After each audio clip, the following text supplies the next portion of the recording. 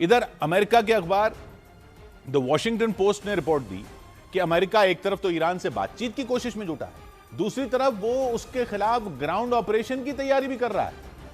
Iran पर दबाव बनाने की रणनीति है उसकी, और उसके तहत उसने 10,000 सैनिकों को पश्चिम एशिया में तैनात करने का फैसला ले लिया है। तो यह रिपोर्ट कहती है कि इनमें 6,000 सैनिक तो aircraft carrier USS George H W. Bush के साथ रवाना भी हो चुके हैं और बाकी के 4,000 भी जल्द ईरान के नजदीक पहुंच जाएंगे। ये न सिर्फ स्ट्रेट ऑफ हॉर्मूज की घेरेबंदी में जुटेंगे, बल्कि जरूरत पड़ने पर ईरान में जमीनी युद्ध के लिए भी उतर सकते हैं। उधर ईरान ने धमकी दी है कि अगर उस पर दबाव ये जारी रहा तो वो फारस की खाड़ी से कारोबार पूरी तरह रोक देगा, ओमान की खाड़ी तक हो रहा कारोबार पूरी तरह रोक देगा, लाल सागर से भी कारोबार पूरी तरह रोक देगा, क्योंकि वहां पे हूथी लड़ाके हैं, जिसका वो समर्थन करता है वो उसका समर्थन करते हैं। और इस स्थिति में पूरी दुनिया की आर्थिक हालत और खराब हो सकती है।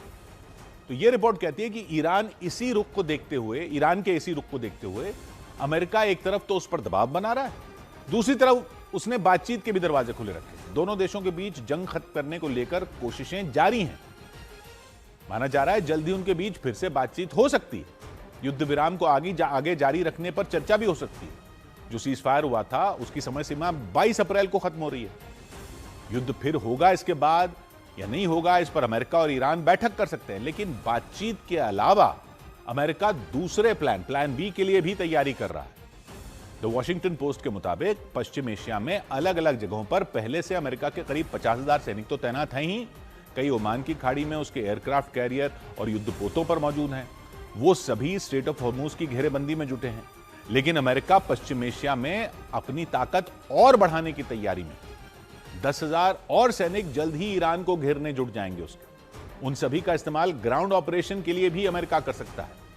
अगर युद्ध जारी रहा तो उस स्थिति में वो ईरान की जमीन पर भी उतर सकते हैं। यह दबाव बना रहा है अमेरिका, और आर पार की लड़ाई वो लड़ सकते हैं उसके सैनिक। अमेरिका जो अपने 10,000 और सैनिकों को वहां भेज रहा है, उनमें 6,000 सैनिक किसी भी वक्त ओमान की खाड़ी में पहुंच सकते हैं, क्योंकि वो जो उसका एयरक्राफ्ट कैरियर है यूएसएस जॉर्ज एच.डब्ल्यू. बुश, वो वहां जा रहा है, उसके साथ है वो। उन्हें वहां ईरान के खिलाफ जारी ऑपरेशन को मजबूत करने के लिए भेजा गया।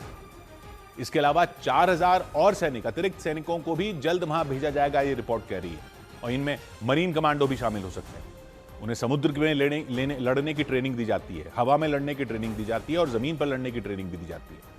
हर तरह की जंग में उतरने के लिए खास तौर पर तैयार किया जाता है।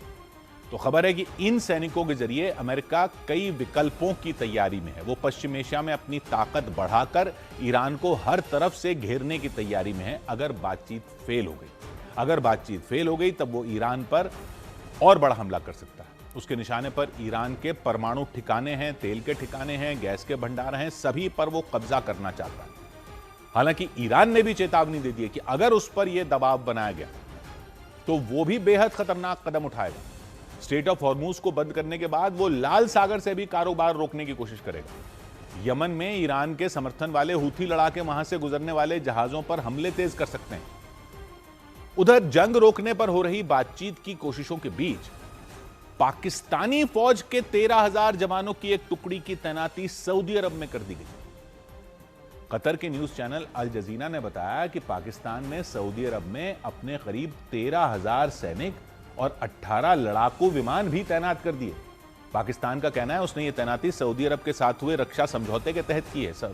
रक्षा समझौता हुआ था पिछले साल, सैन्य समझौता, जिसे वो इस्लामी नेटो कहा जा रहा था।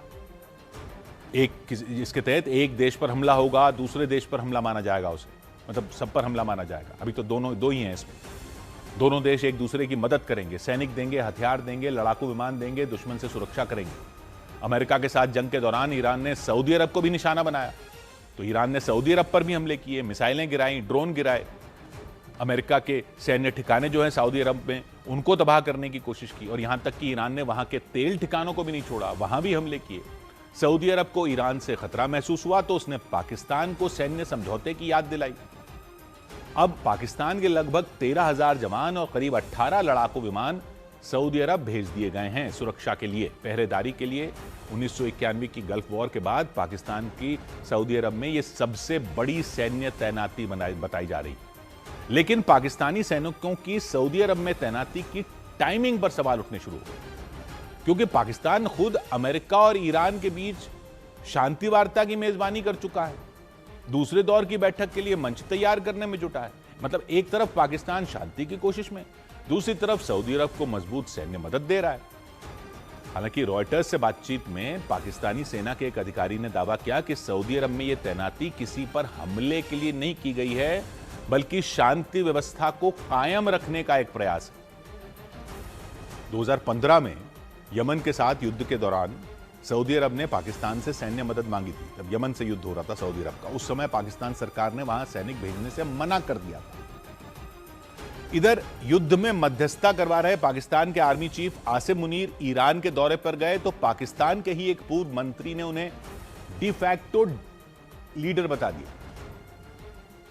डिफैक्टो लीडर यानी आसिम मुनीर को पाकिस्तान का असली नेता कह दिया और शहबाज शरीफ को सिर्फ नाम का नेता बताया गया। मतलब शहबाज शरीफ भले ही प्रधानमंत्री की कुर्सी पर बैठे हों, लेकिन जा तो सब जगह आसिम मुनीर रहे हैं। ताकत सेना प्रमुख के पास है, आसिम मुनीर के पास है, वही पाकिस्तान का नेतृत्व करते दिख रहे हैं। उन्हें डिफैक्टो लीडर बताया फवाद चौधरी ने। पाकिस्तान के पूर्व प्रधानमंत्री इमरान खान की सरकार में मंत्री थे फवाद चौधरी। उन्होंने दावा किया कि पाकिस्तान को शहबाज शरीफ नहीं चला रहे, आर्मी चीफ आसिम मुनीर चला रहे। पाकिस्तान की सत्ता पर सेना का पूरा कंट्रोल है, सेना प्रमुख के इशारे पर ही सभी फैसले लिए जा रहे हैं। और फवाद चौधरी ने यह बयान तब दिया है जब आसिम मुनीर ईरान के दौरे पर पहुंचे। जल्द ही अमेरिका और ईरान के बीच दूसरे दौर की बैठक होने की अटकलें लगाई गई। इस बात के भी संकेत मिले कि सीज फायर समझौते के लिए अमेरिका और ईरान की अगली बैठक पाकिस्तान में ही हो सकती है। लेकिन इससे पहले आसिम मुनीर ईरान पहुंच गए। उनके इस दौरे का मकसद क्या था यह पता नहीं चल पाया, लेकिन कहा जा रहा है वो जंग को लेकर ही ईरान के नेताओं से बात करने गए। ईरान के नेताओं से बात करने के लिए पाकिस्तान के नेताओं की बजाय सेना के मुखिया गए। तो सवाल उठने लग गए कि पाकिस्तान की बागडोर किसके पास है, कौन चला रहा है। तो पाकिस्तान के पूर्व मंत्री फवाद चौधरी ने तो आसिम मुनीर को ही असली नेता बता दिया कि देख लीजिए वो ही जा रहे हैं, शहबाज शरीफ तो सिर्फ नाम के प्रधानमंत्री हैं। Well, frankly, there is no two opinions about that. That right now Pakistan is led by General Asim Munir.